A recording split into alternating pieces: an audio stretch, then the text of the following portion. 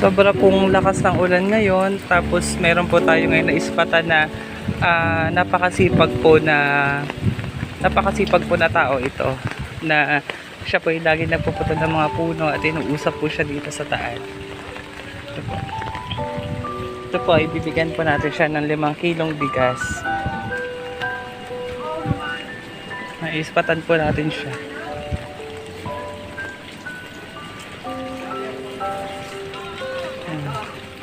Hi, Kuya! Hello!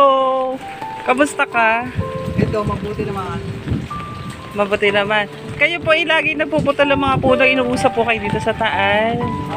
Magkano po ang kinikita nyo doon sa pagpuputol po ng puno? Kasi kumikita mo ako sa isang araw, kumikita ako na 2,000 po. Minsan po wala. Kasi wala. Minsan po wala. Ano?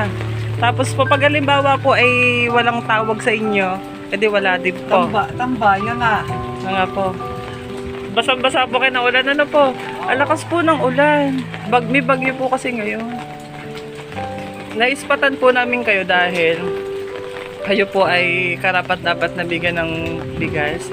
Ito po ay handog po namin sa inyo. Ay, maraming salamat po sa inyo. Sana po ay sa kaunting paraan po na ibinigay po namin sa inyo na yan ay napasaya po namin kayo. Ano po? Maraming salamat po sa inyo dahil ito po ay tulong naman po para sa inyo. Karapat dapat po kayo na tulungan at handugan ng 5 kilong bigas ng vlogger ng Batangas, si Vlogger Ritza. Kuya, ano po masasabi nyo po? Ano po masasabi nyo po?